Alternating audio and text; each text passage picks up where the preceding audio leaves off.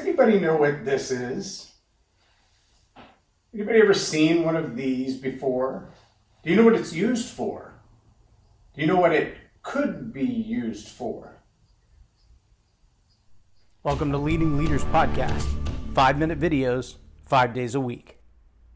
I'm Loren Norris with Leading Leaders Podcast, and if you've seen Little Mermaid...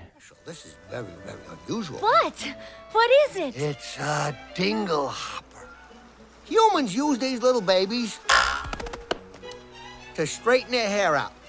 See, just a little twirl here and a yank there, and boy, oh, like, yeah, I got an aesthetically pleasing configuration of hair that humans go nuts over. A dingle hopper. Then you are informed. This, my friend, is a dingle hopper. It has a very specific purpose, and that is to rearrange the hair upon your head. A dingle hopper, that's what it is. That's what it's made for. And if you think it's otherwise, well then, one of us is delusional, right? I mean, could it be used for that? I guess eventually you could get all your hair going in the same direction or the right direction with one of these, but that's not what it was created for. Right? It has a specific shape and purpose and design. Now, in America, we use it like a shovel. We either stab stuff with it or we scoop stuff up with it. In England, they flip it over the other way and they smash things on the back of it. But either way, its primary purpose is to put food in your mouth. That's what most people do with these. Now, of course, you could use it as a weapon. You could use it to hold the steak while you cut it or to flip the burgers on the grill, but mostly that's used for food. See, the challenge that we're facing today in a lot of American society is that there are a lot of things that are being redefined. Redefined for their purpose, redefined for their meaning, redefined for their associations. And that challenge makes it really difficult to communicate clearly. If I say fax machine and somebody says, "A what?" Obviously, my illustrations around a fax machine they're not going to be anywhere near as effective as someone who used to have to pick up that curly paper off the floor. Or if they put their fax machine too close to the window, would see that the exposure to the sun, when they would get a fax, the whole page would turn black pretty quickly because, well, it's thermal paper. And the sun would make it hot and make it black instead of just developing where the letters were.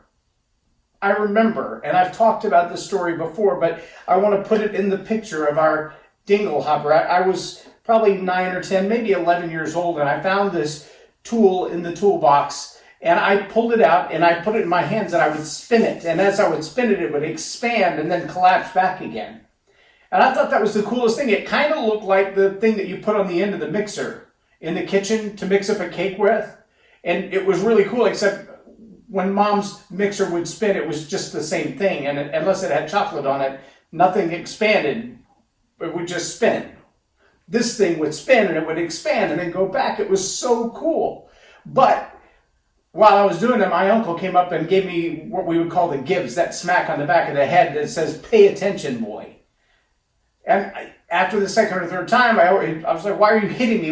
What's wrong with me spinning this thing?" And he said, "Do you know what that is?" I said, "No." He said, "Do you know what it's for?" I said, "No, I just think it's cool that when I spin it." And of course, he hit me again.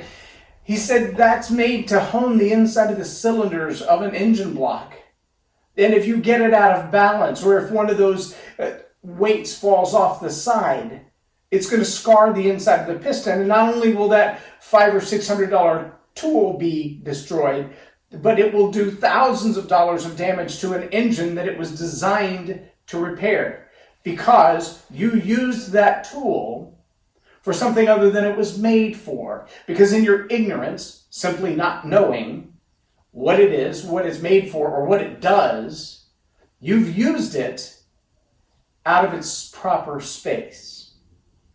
I want to challenge you as leaders today to understand that whether you're redefining a dingle hopper or you're redefining the meaning of other words that have carried a specific meaning for a long time, like immune system or liberty or freedom or tyranny. That these words, they have meaning, and that meaning is deep, and the application in your life is deep. And just because you change what you call it doesn't change what it was made for.